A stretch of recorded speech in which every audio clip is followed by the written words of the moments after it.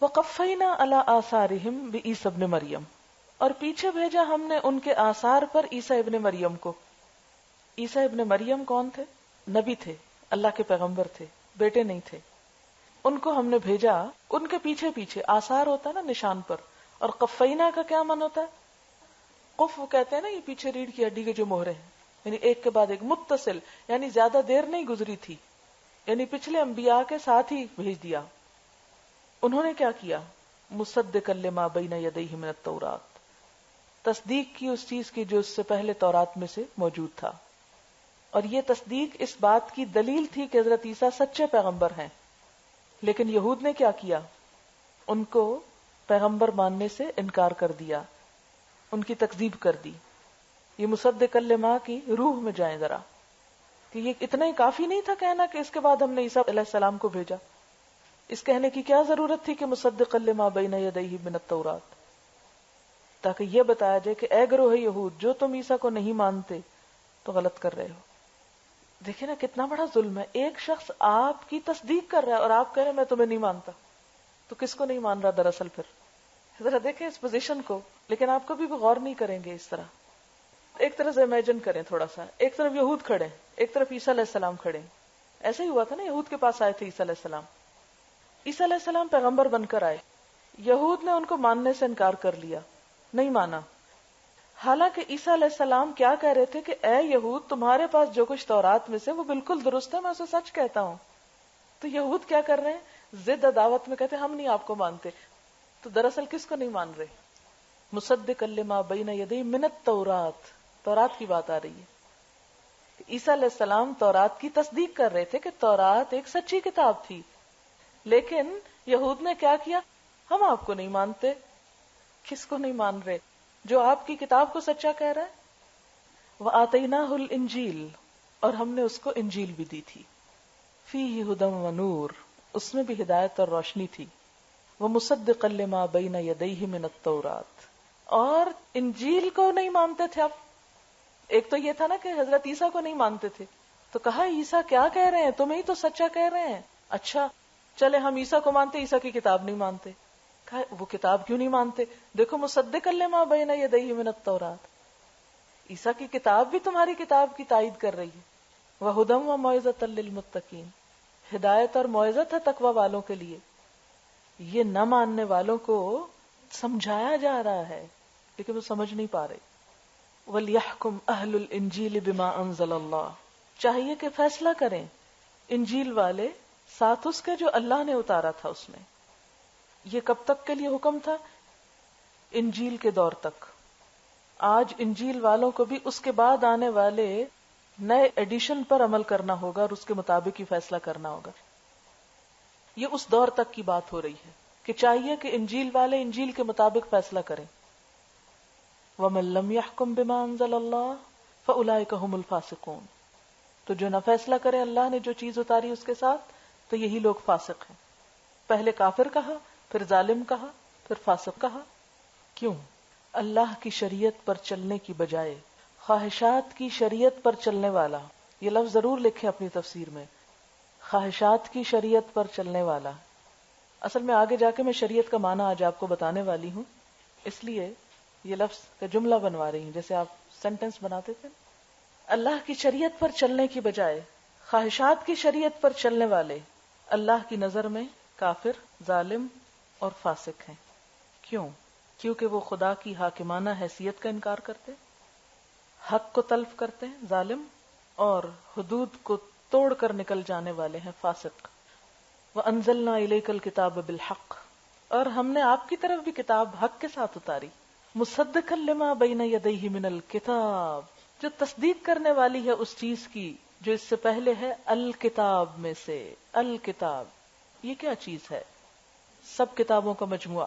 الکتاب سے مراد ساری آسمانی کتابیں، کیونکہ کتاب ایک ہی ہے، زبان مختلف ہے، ترتیب فرق ہے، انبیاء مختلف ہیں، میسج سب کی طرف ایک ہی ہے.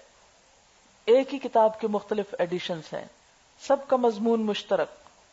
جب پچھلی امتیں اپنی کتابوں کو محفوظ نہ رکھ سکیں تو اللہ تعالی نے اس کے لیے قرآن کو اتارا اور اس کو محفوظ رکھنے کا ذمہ خود لیا. اسی لیے فرمایا وَمُهَيْمِنًا عَلَيْهِ. مہیمن یہ صفت ہے قرآن کی. پہلی الکتاب سے مراد کیا ہے؟ قرآن. اور دوسری الکتاب سے مراد تمام آسمانی کتابیں. اور مہیمنً صفت ہے پہلی الکتاب کی. تو معنی کیا ہوا؟ اے محمد صلی اللہ علیہ وسلم، ہم نے تمہاری طرف یہ کتاب بھیجی جو حق لے کر آئی ہے، اور الکتاب میں سے جو کچھ اس کے آگے موجود ہے اس کی تصدیق کرنے والی ہے، اور اس کی محافظ اور نگہبان ہے، اس کی حفاظت کرنے والی ہے. پچھلی کتابوں کے لیے صرف ایک لفظ استعمال ہوا تھا اور وہ تھا مصدق. قرآن کے لیے دو لفظ استعمال ہوئے ہیں، مصدق اور مہیمن. مہیمن کا لفظ ہیمنہ سے نکلا ہے. ہیمنہ کا معنی ہے حفاظت کرنا، اور مہیمن کا لفظی معنی ہوتا ہے حاکم، امین، شاہد. مہیمن لفظی معنی کیا ہے؟ حاکم، امین، شاہد، نگہبان. پچھلی کتابوں میں چونکہ تحریف ہوئی تھی، اس لیے قرآن کا فیصلہ اب آخری فیصلہ ہوگا، کیونکہ یہ کتاب اللہ کا مستند موسٹ اوتھینٹک ایڈیشن ہے جس پر پچھلی کتابوں کو پرکھا جائے گا. اللہ تعالیٰ نے ایک طرح سے پچھلی شریعتوں کو برقرار رکھا، اور اس میں سے جو فائدے کی چیز تھی وہ قرآن کے ذریعے ہمیشہ کے لیے محفوظ کر دی. کچھ چیزیں ایسی تھیں جو ان کے مخصوص حالات میں ان کے لیے حلال یا حرام کی گئیں. پھر قرآن کے ذریعے دین اپنی اصل شکل میں آ گیا، اصل دین کو محفوظ کر لیا گیا، اس کی اساسی تعلیمات کو پکا کر دیا گیا. لہذا فاحکم بینہم، نبی صلی اللہ علیہ وسلم کو حکم ہے کہ اب آپ فیصلہ کیجئے ان کے درمیان بما انزل اللہ، جو اللہ نے اتارا. یعنی تورات اور انجیل کے ساتھ فیصلہ نہیں کرنا، اب کس کے ساتھ کرنا ہے؟ بما انزل اللہ، یعنی قرآن کے ساتھ، کیونکہ قرآن مصدق اور مہیمن ہے. ولا تتبع اہواءہم، اور ان کی خواہشات کی پیروی نہ کرنا، ان کی خواہشات پر نہ چلنا. کیوں؟ اس لیے کہ لوگوں کی خواہشات اور ان کی آراء ان کے مفادات پر مبنی ہوتی ہیں، جس میں دوسروں کے مفادات کو نقصان پہنچتا ہے. مثلا اگر آپ کے کسی مقدمے یا جھگڑے کا فیصلہ آپ کی خواہش کے مطابق کیا جائے تو نقصان کس کو ہوگا؟ جس کا حق آپ مار رہے ہیں. تو اس لیے کیا فرمایا؟ فیصلہ کرنے کے لیے اللہ کی کتاب کی طرف دیکھو، لوگوں کی خواہشات کو مت دیکھو. فاحکم بینہم بما انزل اللہ ولا تتبع اہواءہم، اور ان کی خواہشات کی پیروی نہ کرو. اما جاءک من الحق، اس چیز سے منہ موڑ کر جو تیرے پاس حق میں سے آ گئی. اور یہی حکم پھر کس کو ہے؟ امت کو بھی ہے. یعنی اصل میں تو امت کو بتایا جا رہا ہے نا، کہ اگر حضور صلی اللہ علیہ وسلم کو اجازت نہیں تو امت کو کیسے ہوگی. لِكُلٍّ جَعَلْنَا مِنْكُمْ، واسطے ہر ایک کے. ہر ایک کون ہے؟ یہود، نصارہ، مسلمان. جعلنا، بنائے ہم نے، منکم، تم میں سے. کیا بنائے؟ شرعتن، شریعت، ومنہاجا، اور طریقہ. ہر ایک کے لیے ہم نے تم میں سے ایک شریعت اور ایک راہ عمل مقرر کی. شریعت کا کیا معنی ہے؟ شرعتن کیا ہے؟ شین رے عین، شرعن، صاف راستہ پر چلنا. شرعن کا معنی کیا ہے؟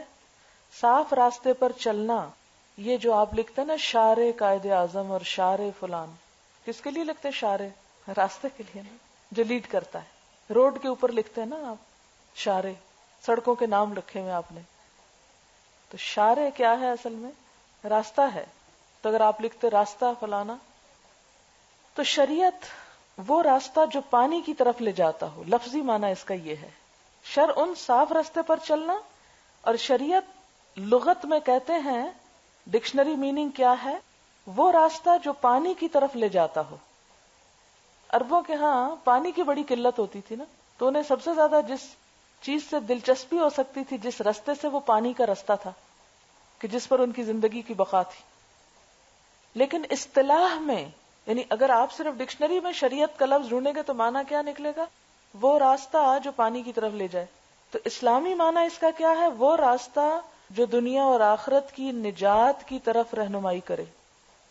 وہ راستہ جو زندگی بچانے کے لیے پانی ہوتا ہے نا، تو زندگی بچانے والا جو دین ہے اس کی طرف آپ کو لے جائے، جو دونوں جہانوں کی نجات کی طرف آپ کو رہنمائی کرے. شریعت اس چیز کا نام ہے، یعنی دنیا کا بھی فائدہ دے آپ کو اور آخرت کا بھی.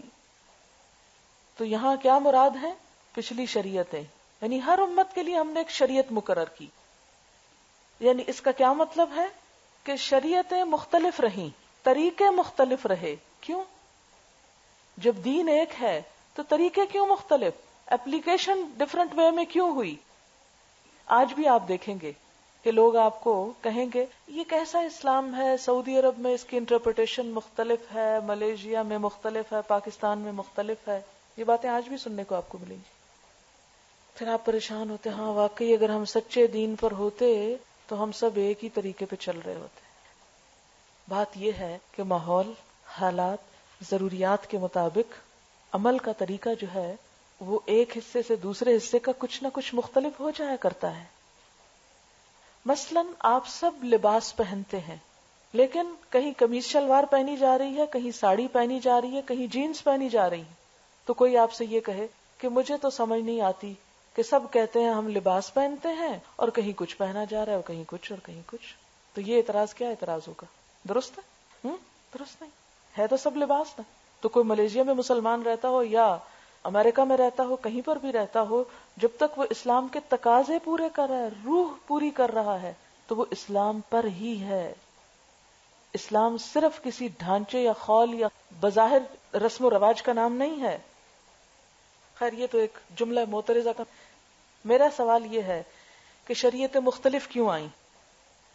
بات یہ ہے کہ ہر دور کی ضروریات نمبر ایک مختلف ہوتی ہیں، اور پھر زمانہ یا وقت گزرنے کے بعد یا ساتھ ساتھ ایسے ہوتا ہے کہ لوگ دین کی اندرونی حقیقت کو گم کر دیتے ہیں، روح کو بھلا دیتے ہیں، اور سارا زور کس پہ ہوتا ہے؟ ظاہریت پہ، رسم و رواج پہ، اور وہی اصل بن جاتے ہیں. لوگ عبادت صرف اس کو سمجھتے ہیں کہ ایک خاص ڈھانچے کے ساتھ اور شرائط کے ساتھ ایک عمل دہرا لیا جائے. مثلا ہم نماز کس کو سمجھتے ہیں؟ کھڑے ہو کر اللہ اکبر کر کے رکوع سجدے اس میں جانا، یہی نماز سمجھتے ہیں. اور نماز میسج کیا دیتی ہے؟ ان الصلاۃ تنہی عن الفحشاء والمنکر. وہ ہم سب کو بھول گیا. ہم نمازیں بھی پڑھتے ہیں اور اصل روح سے بہت دور ہیں. اچھا اسی طرح آپ کے ساتھ بھی ہوگا. اب اس وقت آپ قرآن پڑھ رہے ہیں، بہت سی چیزیں شعوری طور پر سمجھتے ہیں، لیکن جب وہ چیز لائف کا ایک حصہ بن جاتی ہے تو پھر کیا ہوتا ہے؟ وہ جذبات احساسات ایک طرف ہو جاتے ہیں اور ایک روٹین اور طرح کی شروع ہو جاتی. پھر آپ دیکھیں کہ دین میں بھی کیا ہوتا ہے. جب ایک پیغمبر موجود ہوتا ہے، پیغمبر آتا ہے، وہ پیغام دیتا ہے، لوگ پورے جذبے اور روح اور اس سب کے ساتھ عمل کر رہے ہوتے ہیں. وقت گزرتا جاتا ہے، لوگ ڈھانچے کو لے لیتے ہیں، عادت کے طور پہ نماز پڑھتے ہیں، عادت کے طور پہ حجاب کرتے ہیں. آپ دیکھیں کہ سعودی عرب میں مثلا بہت سے لوگ نماز ضرور پڑھیں گے، لیکن کس طرح پڑھیں گے؟ بس عادتاً. وہاں ایسی خواتین جنہوں نے قرآن کا الف بے نہیں پڑھا، پورے حجاب میں آپ کو نظر آئیں گی. وہ حجاب کیوں لے رہی ہیں؟ عادتاً. تو یہ ہوتا ہے طریقہ کہ وقت کے گزرنے کے ساتھ ساتھ بہت ساری چیزیں کیا بن جاتی ہیں؟ ایک صرف ظاہری ڈھانچہ بن جاتی ہیں جس کے اندر روح کوئی نہیں رہتی. اب آپ دیکھیں کہ اللہ تعالیٰ نے کیا کیا، یہ ڈھانچہ بدلتے رہے. ہر نبی آیا، ڈھانچہ بدل دیا، اور اس ڈھانچے کے بدلنے کا فائدہ کیا ہوا کہ پھر سے دین کی روح زندہ ہوئی. دوسرا فائدہ کیا ہوا کہ لوگوں کی بھی آزمائش ہوئی. آگے آتا نا وَلَٰكِن لِيَبْلُوَكُمْ، امتحان لیا کہ یہ اللہ کی بات مانتے ہیں یا ڈھانچے سے چپکے رہتے ہیں. اور اس کی بڑی مثال کیا ہے؟ قبلے کی تبدیلی کا حکم. اور اس میں کیا کہا تھا کہ اللہ جان لے کہ مَن يَتَّبِعُ الرَّسُولَ مِمَّن يَنقَلِبُ عَلَىٰ عَقِبَيْهِ، کون در و دیوار کے ساتھ چمٹا رہتا ہے اور کون اللہ کی عبادت کرتا ہے. اور آج بھی ظاہریت کے اوپر، ظاہری طریقوں پر جو دین میں جھگڑے ہیں، وہ اس لیے ہیں کہ لوگوں کی غفلت نے ان کو اصل حقیقت سے بے خبر کر دیا ہے. آج ہم مسلمانوں کے اندر دعاد اور زواد پڑھنے میں جھگڑا جو ہے، یا ہاتھ اٹھانے یا نہ اٹھانے میں جو لڑائی ہے، یہ کیوں ہے؟ کبھی سوچا آپ نے؟ یہ جو فرقے اور یہ گروہ، یہ ٹکڑے جو بن گئے، یہ دین کی روح کے اعتبار سے ہیں، عمل کے اعتبار سے نہیں، ظاہری ڈھانچے کے اعتبار سے سب اختلاف، ظاہری ڈھانچے کے اعتبار سے. تو اس کا حل کیا ہے؟ کہ روح کو زندہ کیا جائے. اس کا یہ مطلب نہیں کہ ڈھانچے کو اگنور کر دیا جائے، کیونکہ اسی کے مطابق ہی عمل قبول ہونا ہے. عمل قبول ہی نہیں جب تک ڈھانچہ وہ نہ ہوگا. ڈھانچہ لینا ہے، یعنی باہر کا حصہ لینا ہے، اپیرنس کو بھی دیکھیں گے، ریچولز کو بھی لینا ہے، لیکن اس کے ساتھ ساتھ مسلمانوں میں اتفاق، اتحاد پیدا کرنے کا طریقہ یہ ہے کہ دین کی روح کو زندہ کیا جائے. آپ دیکھیں کہ اگر کوئی جسم صرف جسم رہ جائے اور اس کی روح چلی جائے تو کیا ہوتا ہے جسم کے ساتھ؟ پتہ ہے آپ کو کیا ہوتا ہے؟ ٹکڑے ٹکڑے ہو جاتا ہے، مٹی ہو جاتا ہے، ختم ہو جاتا ہے. جسم بھی پھر زیادہ باقی نہیں رہتا. آج ہمارے ساتھ یہی ہوا کہ کچھ لوگ جب روح کو چھوڑ کر جسم پہ پڑ گئے تو جسم مردہ ہونے کے بعد ٹکڑے ٹکڑے ہو گیا، اور کچھ لوگوں کے حصے میں جسم بھی نہ رہا، انہوں نے وہ بھی چھوڑ دیا، وہ ظاہریت سے بھی نکل گئے. یہ کیا دین ہوا؟ وہ اس پہ لڑ رہا ہے، وہ یہ کر رہا ہے، میں نماز سے چھٹی کرتا ہوں. جب سے ہماری مسجدوں میں ظاہریت پر زیادہ فوکس کیا جانے لگا تو نقصان کیا ہوا، اور اس پہ جھگڑے اور فساد اور ریسٹرکشنز اور سختیاں بہت ہونے لگی. لوگوں نے دین کو ہی خیر بات کہہ دیا، مسجدیں بے آباد ہو گئیں. تو اب بات یہ ہے کہ لِكُلٍّ جَعَلْنَا مِنْكُمْ شِرْعَةً وَمِنْهَاجًا، ہر ایک کے لیے ہم نے ایک صاف راستہ رکھا، ایک شریعت رکھی، ایک طریقہ رکھا، ایک لاہ عمل رکھا، منہاج رکھا. اور منہاج بھی منہج سے ہے، نون ہے جیم، چلنے کا طریقہ، سبیل. وَلَوْ شَاءَ اللَّهُ لَجَعَلَكُمْ أُمَّةً وَاحِدَةً، اللہ چاہتا تم سب کو ایک طریقے پہ کر دیتا، سب کی شریعت ایک ہی بنا دیتا، کوئی مشکل نہیں تھی. لیکن اس نے ایسا نہیں کیا، جبرن نہیں کیا ایسا. کیوں؟ وَلَٰكِن لِيَبْلُوَكُمْ، تاکہ تمہاری آزمائش کرے کہ تم میں سے کون دین کی روح کے ساتھ چپکا رہتا ہے. فِيمَا آتَاكُمْ، اس میں جو اس نے تمہیں دیا ہے، جو تمہیں ملا ہے اس میں تمہاری آزمائش کر رہا ہے.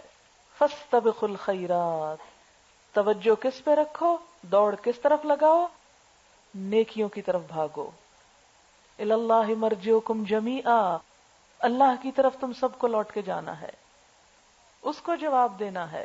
فَيُنَبِّئُكُمْ، وہ بتائے گا تم کو، بِمَا كُنْتُمْ فِيهِ تَخْتَلِفُونَ، ساتھ اس کے جس میں تم اختلاف کرتے رہے. اختلاف کیوں آتا ہے؟ صرف جب ڈھانچے سے چپک جاتا ہے کوئی. تو ان اختلافات کا فیصلہ تو اللہ ہی کرے گا قیامت کے دن. وَأَنِحْكُمْ بَيْنَهُمْ بِمَا أَنزَلَ اللَّهُ، پھر حکم ہے دوبارہ، اے نبی صلی اللہ علیہ وسلم آپ فیصلہ کیجئے ساتھ اس چیز کے جو اللہ نے اتاری ہے. وَلَا تَتَّبِعْ أَهْوَاءَهُمْ، اور ان کی خواہشات کے پیچھے نہ چلیں. وَاحْذَرْهُمْ، اور ان سے بچ کے بھی رہیں، کیونکہ جب کسی کی خواہشات اور مفاد پہ زد پڑتی ہے تو وہ کیا کرتا ہے؟ چپکے سے بیٹھ جاتا ہے، چپ رہ جاتا ہے. تو اس لیے اللہ تعالیٰ فرماتے ہیں لا تتبع اهواءهم واحذرهم، کیا؟ ان يفتنوک، آپ بچ کے رہیں ان سے کہ کہیں آپ کو فتنے میں نہ ڈال دیں. ان بعد ما انزل اللہ الیک، بعض اس چیز کی طرف سے جو اللہ نے آپ کی طرف اتاری، یعنی کہیں آپ کے دین میں کوئی انویژن نہ کر دیں. اب دیکھیں کہ یہود کا جو خود ساختہ دین تھا نا، اس سے ان کی عقیدتیں بھی وابستہ تھیں اور مفادات بھی وابستہ تھے. ایسا نہیں تھا کہ یہود کو اپنے دین سے عقیدت نہیں تھی، شاید ہم سے بھی بڑھ کر ہو جتنی عقیدت ہم کرتے ہیں، اور ہم ہر وقت عقیدت کے پھول ہی پیش کرتے رہتے ہیں اللہ اور اس کے رسول کو، کرتے کراتے کچھ نہیں. تو یہود کو بھی اپنے دین سے بڑی عقیدت تھی، اور اس کے ساتھ ان کے مفاد بھی اس میں بڑے وابستہ تھے. اس لیے وہ کسی ایسے دین کو ماننا نہیں چاہتے تھے جس کے اندر ان کی اس عقیدت یا مفاد کو ٹھیس پہنچے. تو اس کا حل انہوں نے کیا تلاش کیا کہ آپ صلی اللہ علیہ وسلم کی اتنی مخالفت کریں، اتنا آپ کو پریشان کریں کہ وہ آپ کے آگے جھک جائیں. آج بھی یہی ہوگا کہ جب آپ حقیقی دین لے کر لوگوں کے پاس جائیں گے تو لوگ نمبر 1 آپ کی مخالفت کریں گے، نمبر 2 آپ کو ستائیں گے، ایسا تنگ کریں گے کہ آپ کمپرومائز کر لیں کسی طرح ان سے، تاکہ ان کے ان مفادات پہ زد نہ پڑے. آپ دیکھیں کہ حضور صلی اللہ علیہ وسلم کو آ کے انہوں نے کیا کچھ آپشنز نہیں دی تھی. آپ کس سے شادی کرنا چاہتے ہیں؟ اس سے ہم آپ کی شادی کرا دیتے ہیں. کتنا مال چاہتے ہیں آپ کو پیسے دے دیتے ہیں. بادشاہ بننا چاہتے ہیں آپ کے اوپر تاج رکھ دیتے ہیں سر پہ. بس یہ ہمارے بتوں کو کچھ نہ کریں, ان کو کچھ نہ کہیں. پھر ایک اور دفعہ آگے آپ صرف پیار سے ایک دفعہ ہاتھ پھیر دیں, ہم آپ کے دین پر ہیں. اللہ تعالیٰ نے منع کر دیا کہ نہیں, اتنا بھی نہیں کرنا. حالانکہ آپ تو حریص تھے کہ اگر چلے میرے ایک ہاتھ پھیرنے سے یہ مسلمان ہو جائیں تو ہو جائیں. کہا نہیں, یہ بھی نہیں کرنا. آج بھی ہم سب مسلمانوں کی مصیبت یہ ہے کہ ہم مفادات میں بک جاتے ہیں کہ آپ فلاں چیز لے لیں اور یہ مسئلہ بیان کرنا چھوڑ دیں. دیکھیں آپ یہ نہیں کہیں گے تو آپ کی کتنی عزت ہوگی. ہمیں کچھ چاہتے کمانی ہے کہ لوگ ہمیں چاہیں, ہمیں عزتیں کمانی ہے. من کان یرید العزت فإن العزت للہ جمیعا. جو عزت چاہتا ہے اس کو پتا ہونا چاہیے کہ عزت ساری اللہ کے ہاتھ میں ہے. جو رزق چاہتا ہے, مال چاہتا ہے, اللہ ہی رزق دیتا ہے جس کو چاہتا ہے اور جتنا چاہتا ہے. رزق سارا اللہ کے ہاتھ میں ہے, زندگی اور موت اللہ کے ہاتھ میں ہے. تو یہاں کیا فرمایا جا رہا ہے؟ وَلَا تَتَّبِعْ أَهْوَاءَهُمْ. ان کی خواہشات میں نہیں چلنا. وَاحْذَرْهُمْ, بس بچ کے رہنا ہے, احتیاط برتنی ہے. کیا؟ أَن يَفْتِنُوكَ عَن بَعْدِ مَا أَنزَلَ اللَّهُ إِلَيْكَ, کہ کہیں سے ایسا وار کریں کہ دین کو پلوٹ کر دیں, دین کے بارے میں غلط وسوسے ڈالنے میں وہ کامیاب نہ ہونے پائیں. آج ہمارے لیے مشکل یہی ہوئی کہ ہمارے دشمن ہمارے دین میں نئے نئے فتنے اور افکار ڈالنے میں کامیاب ہو گئے اور ہم آنکھیں بند کر کے اس کے پیچھے چل پڑے. اچھا, کہا تو حضور صلی اللہ علیہ وسلم کو جا رہا ہے, لیکن آپ تو ایسا نہیں کر سکتے تھے کہ ان کے چنگل میں آ جاتے, اور نہ آئے. یہ ہمارے لیے حکم ہے, اصل میں ہمیں خبردار کیا جا رہا ہے. احتیاط, بی اویئر, کہیں کسی کے دباؤ, کسی کے لالچ, کسی مفاد میں آ کر دین کا مفہوم نہ بدلنا. فَإِن تَوَلَّوْا, پھر اگر وہ منہ موڑ جائیں, فَعْلَمْ, تو جان لو, أَنَّمَا يُرِيدُ اللَّهُ, کہ بے شک اللہ چاہتا ہے, أَن يُصِيبَهُمْ بِبَعْضِ ذُنُوبِهِمْ, کہ انہیں مبتلا مصیبت کرے بعض ان کے گناہوں کی وجہ سے. یعنی اگر یہ یہود اس دین سے منہ موڑ جاتے ہیں تو جان لو کہ اللہ نے ان کے بعض گناہوں کی وجہ سے ان کو مصیبت میں مبتلا کرنے کا ارادہ کر لیا ہے. یعنی اللہ نے ان کو چھوٹ دے رکھی ہے, دین سے منہ موڑے, حضور کے فیصلے سے منہ موڑے. وَإِنَّ كَثِيرًا مِّنَ النَّاسِ لَفَاسِقُونَ, اللہ تعالیٰ کا شکوہ ہے لوگوں سے. وَإِنَّ كَثِيرًا مِّنَ النَّاسِ لَفَاسِقُونَ, بے شک بہت سے لوگوں میں سے فاسق ہیں, نافرمان ہیں, اللہ کی حدود توڑ جاتے ہیں. کیوں توڑتے ہیں؟ کیونکہ وہ اپنی خواہشات کے پیچھے چلنا چاہتے ہیں. ایسا ہی ہوتا ہے نا, جب ہم اپنی مرضی کرنا چاہتے ہیں پھر ہم یہ نہیں دیکھتے کہ اللہ کی مرضی کیا ہے, اللہ تعالیٰ کیا چاہتے ہیں. اس لیے دین کی جو خود ساختہ تشریح ہے اور اپنی مرضی سے تعویل کرنا, وہ ناپسندیدہ ہے. افحکم الجاہلیت یبغون, کیا وہ جاہلیت کا فیصلہ چاہتے ہیں, اللہ کی حد توڑ کر جاہلیت کے طریقے اختیار کرنا چاہتے ہیں. افحکم الجاہلیت یبغون, جاہلیت کیا ہے؟ اس کا معنی ہے قبل از اسلام زمانہ, نمبر 1 معنی. نمبر 2 معنی متابعت الہوا, خواہشات کی پیروی کرنا.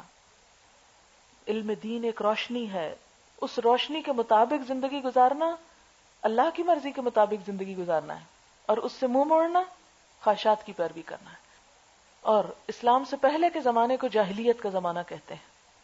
حدیث میں آتا ہے ابغض الناس الی اللہ عز وجل ثلاثۃ, اللہ کے نزدیک 3 لوگ بڑے ہی زیادہ مبغوض ہیں جن سے اللہ تعالیٰ بغض رکھتے ہیں.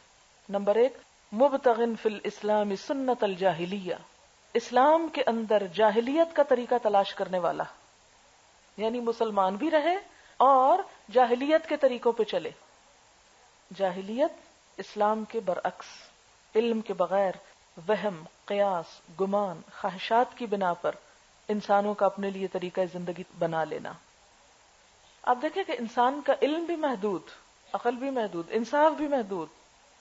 تو جب وہ کوئی طریقہ اختیار کرے گا تو وہ اپنے فائدے کے لیے کرے گا اور دوسروں کو نقصان پہنچائے گا. جہل لا علمی کو کہتے ہیں نا, جہالت لا علمی کو کہتے ہیں نا, اور اسلام کیا ہے؟ روشنی. تو جو شخص اسلام کا طریقہ چھوڑ کر غیر اسلام کی طرف چلتا ہے وہ دراصل جہالت میں ہے, لا علمی میں ہے. اچھا, ہم کیا کر رہے ہیں؟ اللہ تعالیٰ ان کے بارے میں پوچھتے ہیں افحکم الجاہلیت یبغون, یہ لوگ جاہلیت کے فیصلے چاہتے ہیں. ذرا اپنے پہ نظر ڈالیں, ہم کیا چاہتے ہیں؟ زمانے جاہلیت کے بہت سے طریقے آج ہمارے معاشرے میں بھی رائج ہیں. جاہلیت کے زمانے میں قبر پرستی ہوتی تھی، اوہام پرستی، فالے نکالنا، نجومیوں سے قسمت معلوم کرنا اور اس طرح کے مشرکانہ کام. دور جاہلیت میں قتل اولاد ہوتا تھا. آج ہم بھی یہی کچھ کر رہے ہیں جدید طریقوں سے، نئے طریقوں کے ساتھ. وہاں لڑکیوں کو زندہ گاڑ دیتے تھے، آج لڑکیوں کو پڑھایا نہیں جاتا، لڑکیوں کے ساتھ ظلم و ستم کیا جاتا ہے. دور جاہلیت میں لڑکے کو لڑکی پر فضیلت دی جاتی تھی، ترجیح دی جاتی تھی ہر چیز میں. آج ہم بھی یہی کچھ کرتے ہیں نا. ہمارے گھروں میں کیا ہوتا ہے؟ تعلیم کے معاملے میں، ویسے عام معاملات میں، لین دین کے معاملے میں لڑکوں کو زیادہ اہمیت دیتے ہیں. تعلیم، جائیداد، شادی، ہر چیز میں لڑکوں کی پریفرنس. اور سندھ میں لڑکیوں کے ساتھ کیا ظلم ڈھایا جاتا ہے؟ قرآن سے شادی کر دیتے. جس کی جائیداد تقسیم نہیں کرنی ہوتی تو ان لڑکیوں کی شادی نہیں کرتے اور کہتے ہیں ہم نے قرآن سے شادی کر دی، یعنی کسی اور سے اب شادی کر ہی نہیں سکتی، یہ مراد ہوتی. اسی طرح بے پردگی اور فحاشی، ہومو سیکشولیٹی، فری سیکس، یہ دور جاہلیت میں بھی تھا. آپ کو پتا ہے نا کہ وہ ایک عورت کئی شوہر کر سکتی تھی، ایک مرد کئی شادیاں کر سکتا تھا. یہ جاہلیت کا طریقہ. تو آپ دیکھیں کہ قرآن میں کیا ہے؟ لا تبرجن تبرج الجاہلیت الاولی. زیب و زینت کا اظہار کیا ہے؟ قرآن اسے کیا کہتا ہے؟ تبرج الجاہلیت الاولی. پہلی جاہلیت والی سج دھج مت دکھاؤ. یہ تو بے پردگی اور فحاشی کیا ہے؟ یہ بھی تبرج الجاہلیہ ہے، جاہلیت کے دور کی یاد ہے. اپنے حق سے بڑھ کر مانگنا اور دوسروں کو ان کا حق نہ دینا. لوگ یہ چاہتے ہیں کہ وہ حقوق مل جائیں، ہمیں مل جائیں. ہر شخص حقوق کا مطالبہ کر رہا ہے اور دینے کو کوئی تیار نہیں. اپنے عمل پہ نظر رکھنے کی بجائے حسب نسب، خاندان، جغرافیائی اور ثقافتی نسبتوں پہ فخر کرنا. حالانکہ ہمارے لیے سب سے فخر کی بات کیا ہے کہ ہم مسلمان ہیں. ہم میں کوئی اپنا رشتہ انڈس ویلی سویلائزیشن سے جوڑ رہا ہے، کوئی اپنے آپ کو راجپوت نسل کا کہلا کے فخر محسوس کرتا ہے، اور کوئی اور اسی قسم کی. یہ سب جاہلیت کی باتیں میں صرف نشان اس لیے لگا رہی ہوں بڑے بڑے کہ ہم ان سے نکل آئیں. پھر اسی طرح اپنی تقریبات، پارٹیز وغیرہ میں جاہلیت کے طریقوں پہ چلنا.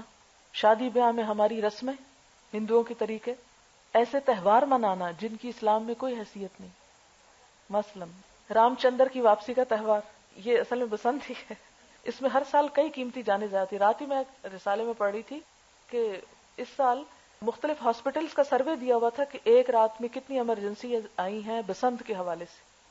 کئی لوگ تو مرے اور کئی زخمی اور شدید زخمی جو ہوئے ہاسپٹلز میں جو آئے. پھر اسی طرح بہت سے لوگ عید وغیرہ کو کوئی اہمیت نہیں دیتے. اس کے مقابلے میں اسلام کے باہر کی جو رسمیں ہیں، Christmas, Valentine day, new year, Halloween day, چڑیلوں کا دن، معلوم نہیں اس کا ترجمہ کیا ہونا چاہیے. ہالووینز جو ہیں چڑیلے بن کے دکھاتے ہیں. اسکول میں آپ نے دیکھا ہوگا بچے کیا بن کے جاتے ہیں. اسی طرح اپریل فول. پھر اسی طرح ماڈرن بننے کے شوق میں حلال حرام کی پرواہ نہ کرنا، جھٹکے کا گوشت کھا کے فخر کرنا، ماڈرن کہلانے کے چکر میں شراب نوشی کر کہ اگر کوئی نہ پیے تو کیا کہتے ہیں؟ بیکورڈ ہے، مولوی ہے. اسی طرح رشوت، بے ایمانی، دفتروں میں کام چوری، کام کر کے نہ دینا اور تنخواہ پوری لینا، یہ سب غیر اسلامی جاہلیت کے طریقے ہیں. فرمایا افحکم الجاہلیت یبغون، مسلمان ہو کے جاہلیت کے طریقے پسند کرتے ہیں. ومن احسن من اللہ حکما لقوم یوقنون، حالانکہ اللہ سے بڑھ کر اور کون اچھا ہو سکتا ہے فیصلہ کرنے میں. یہ اللہ کے فیصلے ہیں نا جو ہمیں اس نے طریقے دیے. تو اللہ کے طریقوں کو چھوڑ کر دوسرے طریقوں کو بڑا خوبصورت سمجھتے ہیں. فرمائے من احسن من اللہ حکما، اللہ کے فیصلے سے بڑھ کر کس کا حکم خوبصورت ہو سکتا ہے؟ لیکن کس کے لیے ہے وہ خوبصورت؟ لقوم یوقنون، جو لوگ یقین رکھتے ہوں. یقین ہی تو نہیں، ساری مشکل تو یہاں ہے، یقین نہیں. یاد رکھیں ہر سچائی پہ شبہ کا پردہ پڑا ہوا ہے. اس پردے کو چاک کر کے یقین تک پہنچنا ہے.